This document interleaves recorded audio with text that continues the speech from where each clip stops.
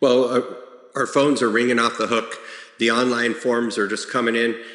Earlier this week, I was just watching them come in. I'd see like about 10 or 15 web submissions in the same minute. So it's like Great. people are waking up. I think ever since Biden dropped out of the race and we see the reality of Kamala being the Democratic choice for their nominee, it's like it's really got people shook. Even though we feel that Trump's got this, it's still, when you see what the polls are, it's made people look at their investments and look at where they're at in their lives and do some reshuffling. It's a type of reshuffling that we only see at the beginning of January every year. So people are circling back, wanting to roll over those retirement accounts. People that have been thinking about it for years. It's true, and it's I think it is a good time to break it down more than what we normally do, because I'll start with an email that we received this week. There was somebody that was considering rolling over a precious metals IRA, and we gave them the presentation, and it's never a high pressure deal. So we give them time to take a step back and confer with their family and discuss with them whether or not it's a right move for them. Then they called their financial advisor, which is totally fine. And we advised them that the financial advisor will say something. There's many different reasons that they will choose as to why you should not do a precious metals IRA. Their financial advisor said that it will be counted as a distribution and that they will be taxed at a rate of 28%. And that's not true, okay? If you withdraw funds from your retirement account, and if you just transfer those funds into your checking account and just let it sit there for more than 60, yes, that's a distribution, and yes, you do pay tax on that. Well, what we call this is a rollover. It's a self-directed IRA, it's a rollover. So you just transfer your existing IRA funds into a precious metals IRA, and then we use those funds to make a purchase of gold and silver. This being a rollover, if it's completed within 60 days, which we're getting these done in under 2 weeks' time, then it is a non-taxable event. And their financial advisor knew this, but they want to scare you, because when you think about the tax bill that you could have on, say, an IRA that's $100,000 or $200,000 or even more, you don't want that. You're not ready for that. That's something that you're supposed to stagger over time once you're retired. So regardless of what you're being told out there, it is not a taxable event if you roll it over within 60 days. 401ks can be rolled over to a precious metals IRA as well. The only thing is that if you still work at the company that the 401k was generated at, there is a pretty good chance that they won't let you roll it over. But you should check with them prior to reaching with us. You just call your human resources and say, hey, I'm looking at doing a self-directed IRA and I would like to roll over some of my 401k funds. What percentage would you allow for me to roll over? And oftentimes they might let you roll over about 25 or even 50% of it. But you do have to check with them. And this is for 401ks only. And we've got this process down to a science. We're getting them done really in about 7 to 10 days in most cases. It's something we're very proud of. Sure. So we've had so many people reach out recently that I've actually handled some of the calls myself. And this like helps me be on the front lines and I could understand what people's concerns really are. So the last one that I did was a Melk listener that had 50,000 that they were thinking about investing into silver. And he listened to all the interviews that we've done. He knew every single detail, but he wanted to verify. He said, so this depository that you use, it's in Delaware, right? And he says, Delaware being a business state, he goes, I feel like I'm protected more there than if it were in, say, California or New York. And I said, it's we don't have to report what accounts are being held there and what the value of those accounts are. And he bought 4 of those buckets of $50, like the ones that you have now. And he lives in a mobile home in like a trailer park in Tulsa. So it's more than what he can store there. So it made sense for him to store it at the depository. Also, he mentioned that there might be little emergencies that come up where he might be able to need to sell like a portion of it. And you don't want to have to count through those coins if you're selling it to us and then pack them into a box and then ship them to us. We're the professional shippers, not you guys. So if it's stored at the depository, it actually saves you a lot of trouble of having to do that. Yeah, so when the gentleman was trying to determine how much silver he should keep at his home, it really was a difficult decision. So for now, he opted to not keep any of it at home. So he has $50,000 worth of silver that's going to be stored at the depository. And he knows that he could come to me later and say, look, I'd like to have, say, $5,000 worth of silver shipped to me directly so that I could have it home for an emergency. And he just wasn't really sure where he would put it or how much he needed. So this is a great option. You can also set it up, or in his case, he asked if he could set it up where his wife is like a client and she has beneficiary rights. So this is really, really great. So if something happens to him, it just transfers directly to her. And I can't tell you, I've had so many people, Mel, that are listeners that over the years have taken us up on this storage option. And they're saving the silver and gold for a rainy day. And many of them have had situations where they've needed to withdraw some of it. I mean, it happens all the time. Sometimes they need to withdraw all of it. Sometimes they need to sell all of it. And we help with all that. And I've got a whole team that helps with that. So this is a seamless, we get it done in just a few days. This is more liquid than anything. It's really very simple. So you can set up additional accounts. And the way that the fee works is that for what they call a non-segregated account, that's an account where let's say you have 100-ounce silver bars that you're storing there. Those 100-ounce silver bars are going to be mixed with all the other 100-ounce silver bars that the depository has.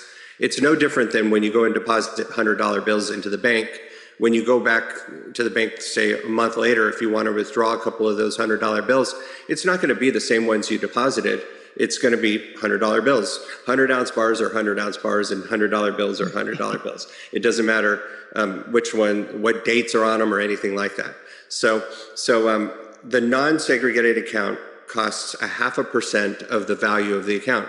So if you have $100,000 worth of gold and silver there, then your annual cost to store it there is going to be $500, and it's billed every 6 months. So it's $250 every 6 months. And that can go up or down based on what the value of your stuff is. So whatever you have there. So there's a perfect inventory of what's stored there, and you get regular statements. And this is so important because one of my biggest clients that I've had for like 15 years, I probably did more than 100 deals with him.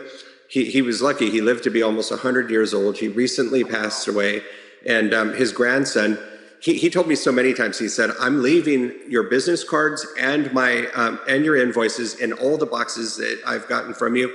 And one day you're going to call for me and I'm not going to be here. And my grandson's going to be the one that answers, and you help him with everything. And I promised him I would. So I've talked to his grandson every day this week. And unfortunately, this isn't, getting a proper inventory of what he has is a nightmare because he has 100 different boxes, and they're finding them in closets here and closets there. I mean, look, that's better than not owning gold and silver, but it's more organized if you keep it in the depository, and it's probably safer for you as well too.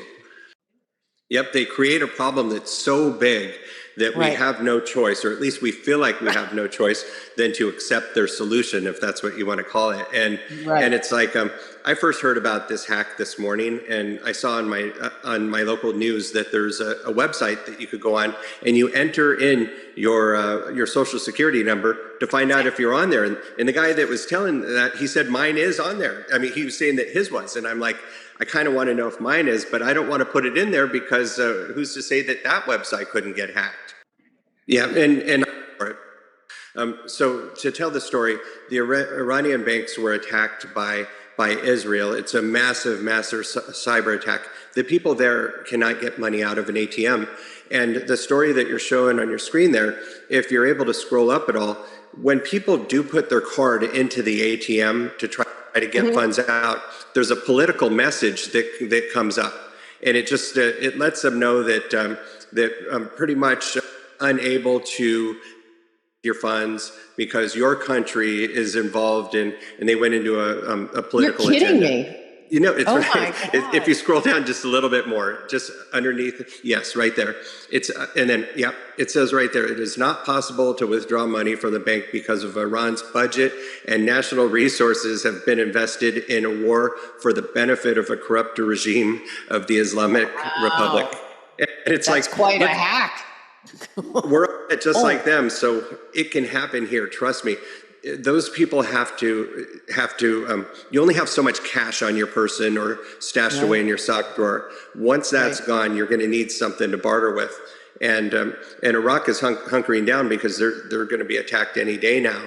And really, that can happen anywhere. And that's another good reason to own physical gold and silver is to be able to have something that you can buy things with in a true emergency. Fortunately, this is scary talk, but it can happen. Anything can happen when the internet's involved. There are people just sitting Oh, back there. That's their absolutely. full-time job. Oh yeah, yeah, and we're not getting that on the mainstream news here. We're really not getting the Yeah. truth. It's not just the fake Terrible. news because we can get the real news on shows like this, but it's the Right. omissions, like the news that we're not getting at all. And in the last 9 months, Yeah. I've been to Asia, I've been to Europe, and I've been to the Middle East just in the last 9 months. And when you turn on the Yeah. TV there and you see the local news, you can see what's really happening. You hear the word Yeah. BRICS on their news channels, Oh, but you yeah. don't ever hear it now. And I'll tell you, this does have such a direct effect on the price of gold. That's the reason Right. why the central banks are beefing up with. They're buying gold in record amounts, and that's why gold, Great. like in the last 5 years, it's doubled in price. It's true. Gold has doubled in price in the last 5 years. And in the next 5 years, it's probably going to do exactly that. I'm thinking that gold could be in the $5,000 to $10,000 range by the end of this decade. And with everything that we have going on here, not just in this country, but in the whole world, I think that's viable. I've always said that gold is for preservation of capital, but I'm starting to see Right. it become more of an investment right now. That's usually the Yeah. secondary goal. And Yeah. get Long as much term of for it as you sure. can. They will. So 32 of the 50 states have actually set up the framework. So when this is actually green lighted nationally, if it Right. ever is or when it is, then they're going to be in business overnight. Like this is going to be happening overnight. And if you doubt whether or not that's possible, then you just to use it with not such a great example here in California. Once they allowed to pass the medical marijuana, and once they made that legal, it's like all these businesses popped up everywhere. I mean, how could they Right. operate so quickly? And the reason that they did is because the framework was there already for probably decades, where they had plans on how it would actually roll out and how everything would happen. So for me, I'm not necessarily a fan of that, but I'm just trying to illustrate how it's possible for something that didn't exist before to be everywhere almost overnight. And that's what I believe will happen with gold. I think that this is the greatest invest times like we're seeing right now. Me too. Yeah. I saw a video with Trump last year where he said that the dollar's on the verge of losing its world reserve currency status. And then the person interviewing says, well, what does that mean to America? And he said it would be greater than losing any war. And I've heard Yeah. Trump talk about that while he's not president. I haven't heard our president talk about it, and I haven't heard Kamala, who wants to be our president, talk about it. But this is an issue that the rest of the world knows about, and it's being hidden from us. So we do need to protect ourselves with the gold and silver. We talked about a lot of things that sound not so exciting. We do know that everything's going to turn out just fine, but it is our responsibility as individuals, as American citizens, as sons, brothers, sisters, and parents that we have to take care of our family's financial future and at least look into this and let's have a conversation and see if it's right for you.